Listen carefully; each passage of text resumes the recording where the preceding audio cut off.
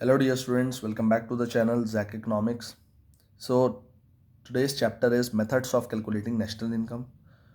So, before understanding this chapter, first let us understand how these methods are being derived for calculating national income.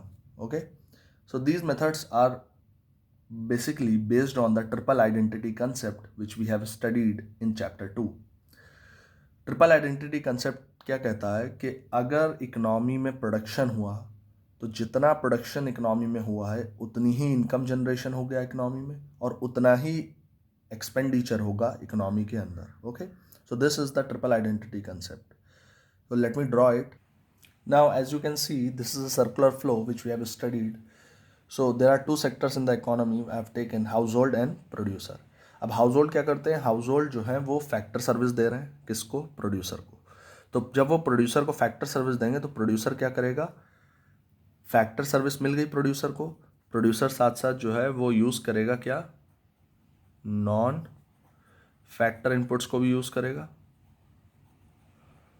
जैसे raw material, और उसको use करके क्या करेगा, finally production करेगा. ठीक, तो पहला फेज हो गया प्रोडक्शन, फेज 1. ठीक है, अब क्योंकि प्रोड्यूसर ने फैक्टर सर्विस ली थी तो बदले में देगा क्या, फैक्टर इनकम. ठीक, फैक्टर इनकम मतलब कि जो भी सर्विस ली है उसके अगेंस्ट कंपनसेशन. तो इससे क्या होगा, इनकम जनरेशन होगा. ठीक है, और जो इनकम आएगी हाउस होल्ड्स को वो फाइनली क्या होगी, एक्सपेंडिचर होगी, यानी खर्च करेंगे house hold for the purchase of goods and services. तो इससे एक्सपेंडिचर अराइज होगा. ठीक है, और बदले में प्रोड्यूसर जब वो खर्च करेंगे तो प्रोड्यूसर क्या मैन्युफैक्चर कर रहा है, गुड्स और सर्विसेज जो कि वो डिलीवर करेगा. ठीक है, so we can see there are 3 phases. First phase is production, second phase is income generation and third phase is expenditure. Okay, तो फर्स्ट फेज के अंदर जो है आपने प्रोडक्शन का प्रोसेस किया, सेकेंड फेज में इनकम जनरेशन किया और थर्ड फेज में एक्सपेंडिचर किया. Now you can see one thing that जितना प्रोडक्शन हुआ है, जिस वैल्यू का प्रोडक्शन हुआ है उतनी ही क्या जनरेट हुई है, इनकम जनरेट हुई है. किसके अगेंस्ट, हाउस होल्ड के अगेंस्ट. ठीक, और जितनी इनकम जनरेट हुई है उतनी ही इनकम को क्या किया गया है, खर्च किया गया है, यानी एक्सपेंडिचर किया गया है. So from this we can say that, from this triple identity concept कहता है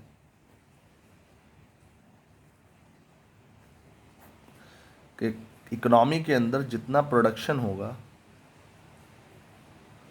वो इक्वल है जितनी इनकम जनरेट हुई है,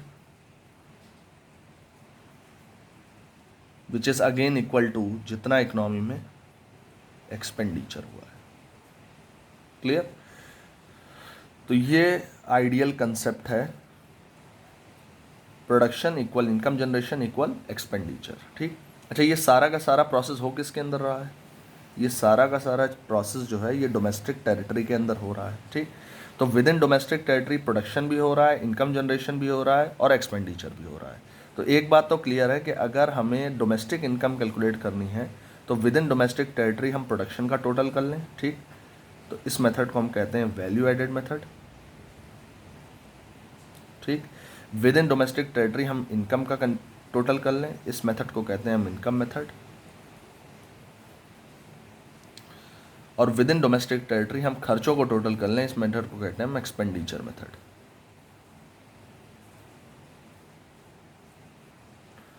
ठीक, तो ये 3 मेथड्स हैं जिसके थ्रू हम डोमेस्टिक इनकम कंट्री के लिए निकाल रहे हैं. ठीक, अब सर डोमेस्टिक इनकम तो मिल जाएगा इन तीनों मेथड्स में, लेकिन इससे जो है आपको क्या चाहिए, नेशनल इनकम. तो अगेन नेशनल इनकम तक पहुंचने के लिए you have the conversion process. उसको किससे पास करेंगे, एन फीफा से, and you will finally get what, national income, like this. Okay, तो ये तीनों मेथड जो हैं इसके थ्रू नेशनल इनकम को कैलकुलेट किया जा सकता है ईजिली. या तो इकनॉमी का प्रोडक्शन टोटल कर लो, या तो इकनॉमी की इनकम टोटल कर लो, या तो इकनॉमी के खर्चे टोटल कर लो. Okay, so these are the 3 methods. So will discussed first method, that is value addition method, in this video. Let's see. Now, value added method, it is also known as production method, industrial origin method या net output method. अब आपको exam में अगर इनमें से किसी भी नाम से क्वेश्चन आता है, either you have to calculate through production method और you have to calculate through industrial origin method, या फिर आपको कैलकुलेट करना है net output method. So don't get confuse, it is same asking about value added method. अब ये method है क्या, ये क्या बताता है, let's see that. So will take one example.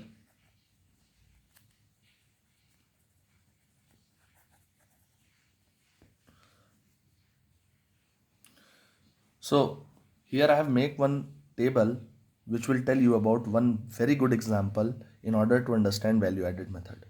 तो यहाँ पे मैंने लिखा है प्रोड्यूसिंग एंटरप्राइज, यानी अलग अलग तरीके के प्रोड्यूसिंग एंटरप्राइज हैं, यानी एक गुड का स्टार्टिंग और एंडिंग कैसे होता है till its reach to its final customer. We are going to see that process, ठीक है। तो सबसे पहले हमारा जो प्रोड्यूसिंग एंटरप्राइज है वो है फार्मर, ठीक। फार्मर जो है वो गुड्स प्रोड्यूस करता है, ठीक है। अब जब फार्मर प्रोडक्शन कर रहा है तो मान के चलते हैं कि वो पहली बार जब प्रोड्यूस करता है, वीट का प्रोडक्शन करता है, ठीक। और वीट जो वो प्रोड्यूस करता है उसको इंटरमीडिएट कॉस्ट कुछ नहीं आती, लेट अस अज्यूम। तो इंटरमीडिएट कॉस्ट मान लेते हैं उसको ज़ीरो आई, ठीक। और उसने वीट को प्रोड्यूस किया, यानी अपने ही लैंड पे उसने प्रोड्यूस किया, लेबर लगाया, सारी चीज़ें की, और उस ज़ीरो थिंग पे, ज़ीरो इंटरमीडिएट गुड पे उसने कितनी वैल्यू ऐड कर दी, 600, ठीक। तो 600 की वैल्यू ऐड कर दी। हमने अजम्पशन क्या ले रखा है कि उसका जो नॉन फैक्टर इनपुट पे खर्चा हुआ, ये कॉस्ट ऑफ इंटरमीडिएट गुड का मतलब होता है जो आप खर्चा करते हो किस पे, नॉन फैक्टर इनपुट्स पे, ठीक। नॉन फैक्टर इनपुट्स का मतलब रॉ मटेरियल्स पे। तो वो हमने माना कि फार्मर को उसके ऊपर हो सकता है उसके पास पहले से सीड्स थी, इरिगेशन फैसिलिटी थी, तो उसका कोई खर्चा नहीं आ रहा, ठीक। ज़ीरो मान लिया और उसने उस पर कितनी वैल्यू ऐड कर दी, 600, यानी उसको रेडी टू सेल कर दिया कितने रुपए में, 600 रुपीज़ में वीट को। तो अगर हम वैल्यू एडेड निकालें तो कितना होगा, देखिए ये है वैल्यू ऑफ आउटपुट, यानी इतने रुपए में बन के तैयार हुआ, और वैल्यू ऑफ इनपुट जो नॉन फैक्टर इनपुट्स हमने डाले हैं वो कितनी है, ज़ीरो। तो वैल्यू एडेड का मतलब आपको क्या करना है, जो वैल्यू ऑफ आउटपुट है उससे माइनस करना है वैल्यू ऑफ इनपुट को, ठीक। तो value of output minus value of input का मतलब 600 minus zero, you will gate how much, 600 rupees, ठीक है। ये आपकी वैल्यू एडिशन है। अब यही 600 जो ये वीट फार्मर ने बेचा तो किसी ना किसी ने ख़रीदा होगा। तो मान लेते हैं इसको चक्की वाले ने ख़रीद लिया, फ्लोर मिल वाले ने ख़रीद लिया 600 रुपीज़ में जो बेच रहा था वो। तो अगला प्रोड्यूसिंग एंटरप्राइज हमारा है फ्लोर मिल वाला पर्सन, ठीक। उसने 600 रुपये में ख़रीद लिया, ठीक। अब उसने उसकी प्रोसेसिंग की और उसको कितने में बना दिया, 800 रुपये में, ठीक। अब 600 रुपये वाला जो वीट था वो उसके लिए रॉ मटेरियल हो गया, उसने उसको जो है पीस कर आटा बनाया, कितने रुपए का, 800 रुपये, यानी कितनी वैल्यू ऐड की, 200 रुपीज़, ठीक। तो ये 800 रुपये का बेचेगा, कौन बेचेगा, चक्की वाला, ठीक। So let us see again value of output कितना है, यानी आउटपुट आपको मिला 800 रुपये का, इनपुट आपने कितने रुपये का डाला था, 600 रुपये, और रिजल्ट कितना आया, 200 रुपये, ठीक। अगेन ये 800 रुपये का बेचेगा आटा, तो कोई ना कोई ख़रीदेगा आटा को, ठीक, उसको यूज़ करेगा फर्दर प्रोसेस ऑफ प्रोडक्शन में। तो अगला प्रोड्यूसिंग एंटरप्राइज है लेट अस से बेकर। बेकर ने उसे परचेज़ किया ₹800 में, उसके ऊपर वैल्यू ऐड किया, उसको बना दिया 1000 रुपये का, ठीक, केक बना दिया उसका। तो 1000 रुपये का बना दिया, यानी 200 रुपये और वैल्यू ऐड कर दी किसने, बेकर ने। तो वैल्यू ऑफ आउटपुट यानी कितने रुपए में अब वो बेच रहा है, 1000 रुपये में, कितने रुपए का इनपुट डाला, 800 रुपये का, फाइनल वैल्यू कितनी आ गई, 200 रुपये, ठीक। नाउ नेक्स्ट, बेकर ने भी किसी को भेजा होगा, लेट अस से बेकर ने बेच दिया किसको, शॉपकीपर को, ठीक। बेकर ने वो शॉपकीपर को बेचा केक कितने रुपए में, 1000 रुपये में, ठीक। फर्दर शॉपकीपर ने वो 1000 रुपये का केक फाइनली किसको सेल कर दिया, कस्टमर को, कितने रुपए में, 1200 रुपये में, ठीक। तो ये 1200 की वैल्यू किसके पास गई, it is to the customer. ये फाइनली कस्टमर को सेल आउट हुआ केक 1200 रुपये का। कितनी वैल्यू ऐड कर दी शॉपकीपर ने भी, 200 रुपये। तो वैल्यू ऑफ आउटपुट कितने का बिक रहा है वो, 1200 रुपये। इनपुट कितने का डाला उसने, 1000 रुपये।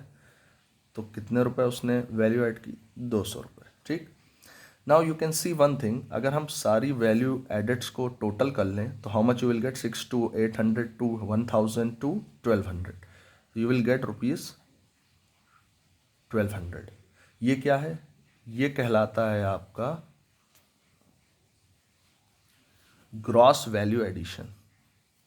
क्या कहलाता है, ग्रॉस वैल्यू एडिशन। अब क्यों ग्रॉस वैल्यू, क्योंकि ये एक्चुअल वैल्यू एडिशन है आपका, ये आपका एक्चुअल वैल्यू एडिशन है, यानी इतना वैल्यू ऐड हुई, ठीक है, टोटल, इन टोटल इतनी वैल्यू ऐड हुई। और ये क्या कहलाता है, ये जो 1200 रुपये का सोल्ड हुआ, ये आपका है सेल प्राइस जो शॉपकीपर ने ऑफर किया था किसको, कस्टमर को। तो ये आपका है final value of goods sold, ठीक। तो ये हो गई एक्चुअल वैल्यू एडिशन और ये हो गई फाइनल वैल्यू ऑफ गुड्स। अब यहाँ पे आप एक चीज़ देख सकते हैं कि 1200 फाइनल वैल्यू ऑफ गुड आ रहा है और 1200 ही वैल्यू एडिशन आ रहा है। तो अब एक यहाँ पे प्रॉब्लम एनकाउंटर होती है, ठीक। वो प्रॉब्लम क्या होती है, that problem is called problem of double counting, ठीक। ये प्रॉब्लम ऑफ डबल काउंटिंग क्या कहता है, ये कहता है कि या तो आप वैल्यू एडिशंस का टोटल ले लिए और या तो आप इकोनॉमी के अंदर जो final goods and services produce हो रहा है उसका फाइनल वैल्यू ले लिए, ठीक। अगर आप वैल्यू एडिशन का लेते हैं तो इसके थ्रू नेशनल इनकम कैलकुलेट करिए, और या फिर आप अगर फाइनल वैल्यू का टोटल लेते हैं तो इसके थ्रू नेशनल इनकम कैलकुलेट करिए। अगर आप जो है ये नहीं करते हैं कि फाइनल वैल्यू ना लेके हर स्टेज पे लेते हैं, तो there can be problem of double counting, यानी इंटरमीडिएट गुड की वैल्यू 2 बार काउंट हो सकती है। So we can not do this, so either we will take this or we will take this. तो अगर इसको लेते हैं तो ये क्या कहलाता है, एक्चुअल वैल्यू एडेड। इसका मतलब क्या हुआ, इसका मतलब हुआ it is sum total of value addition done by all producing enterprises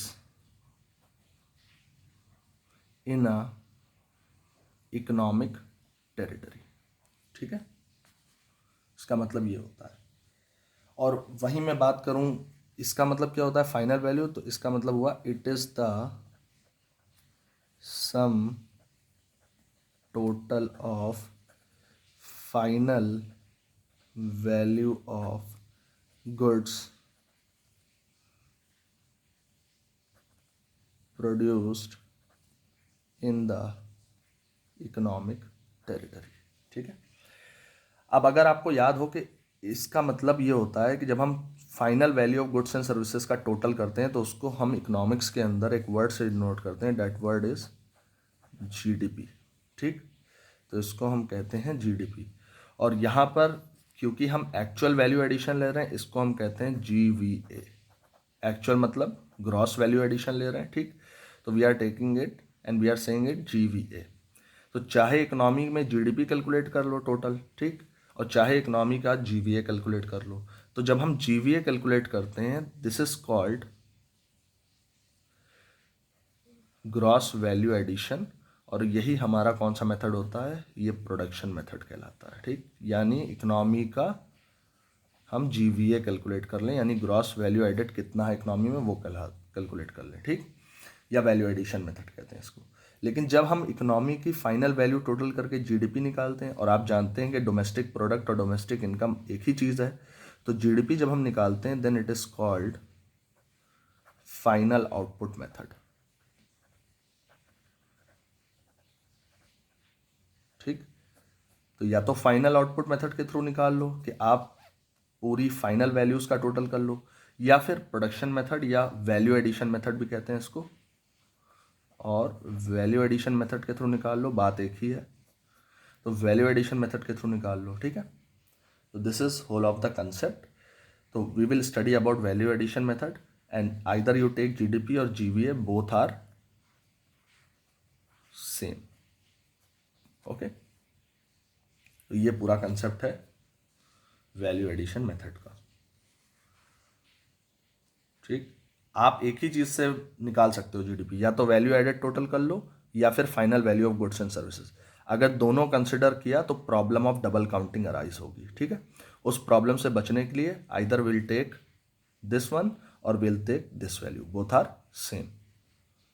now next, तो एक बात समझ में आ गई कि इकोनॉमी की वैल्यू एडिशंस निकालने के लिए what you have to do, you have to take out the difference between value of output and cost of intermediate goods, and here intermediate goods cost refers to intermediate consumption, or we can say it as amount or cost being incurred on raw material, that is non-factor inputs. और value of output का मतलब क्या होता है, कितने में सामान बिका, that means we can say it as sales, ठीक। अब एक चीज़ यहाँ पे ध्यान रखने वाली है, सेल्स जो आपकी होगी, या तो इकोनॉमी के अंदर आप sale within the economy करोगे तो डोमेस्टिक होगी, या फिर आप रेस्ट ऑफ द वर्ल्ड में सेल करोगे जिससे आप कहते हो क्या, एक्सपोर्ट, ठीक। अब क्वेश्चन में आपको जो है या तो डोमेस्टिक सेल दिया होगा, एक्सपोर्ट सेल अलग अलग दिया होगा, you will total it and you will get the sale. या फिर क्वेश्चन में आपको क्या दिया होगा, टोटल सेल्स की वैल्यू दी होगी और एक्सपोर्ट सेल दिया होगा। अब क्योंकि टोटल सेल दिया है तो एक्सपोर्ट सेल कंसिडर करने की कोई ज़रूरत नहीं। I will give you example.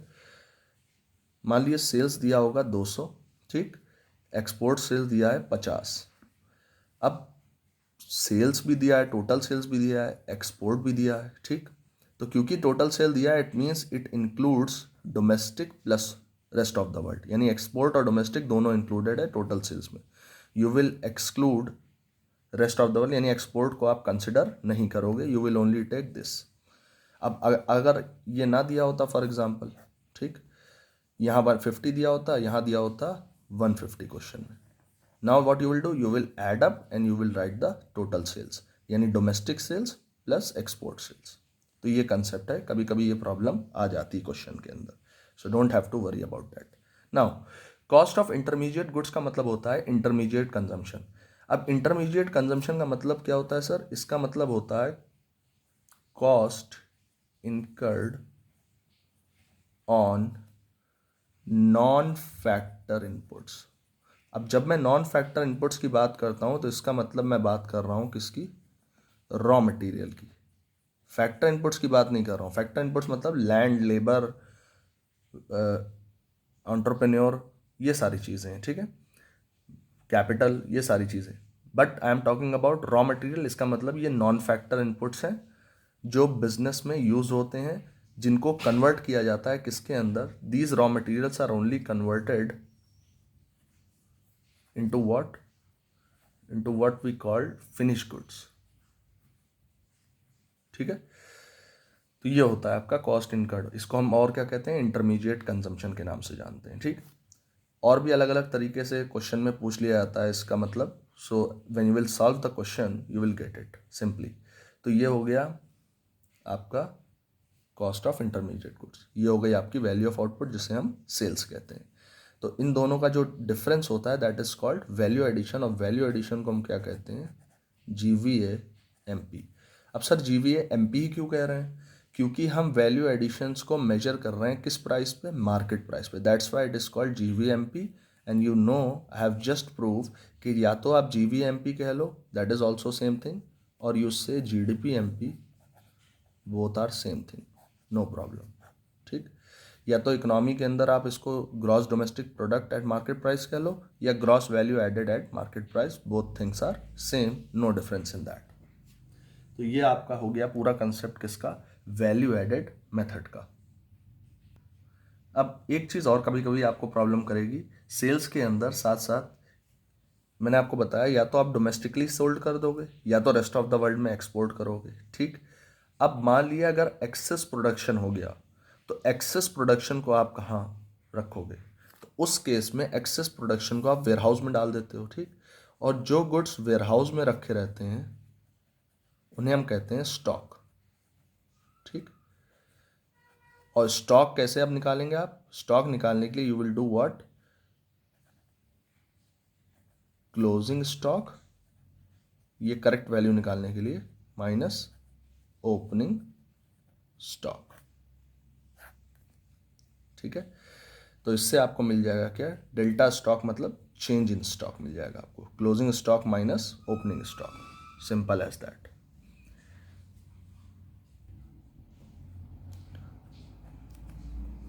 This is whole of the concept. तो ये दो चीज़ें एक में आ गई, ठीक, प्लस चेंज इन स्टॉक भी आ जाता है, क्योंकि ये वो गुड्स हैं जो सेल आउट नहीं हुए लेकिन for the purpose of sale जो है इनको प्रोड्यूस किया गया है, ये वेयर हाउस में है, so it will also be accounted while calculating national income.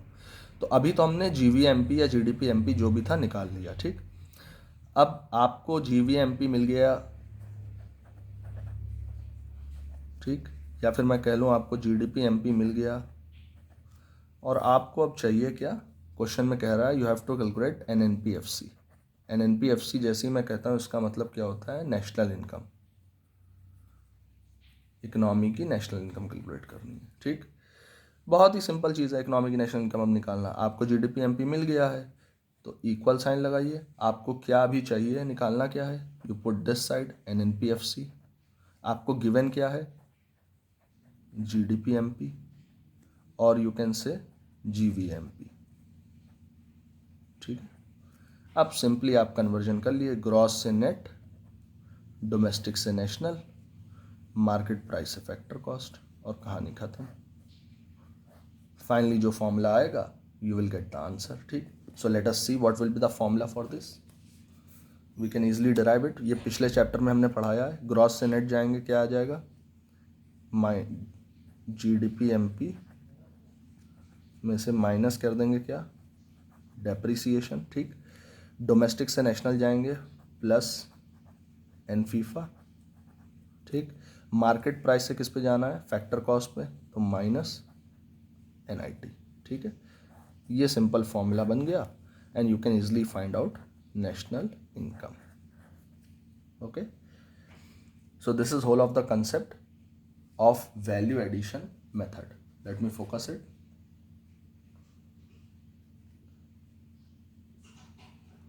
Okay class, thank you.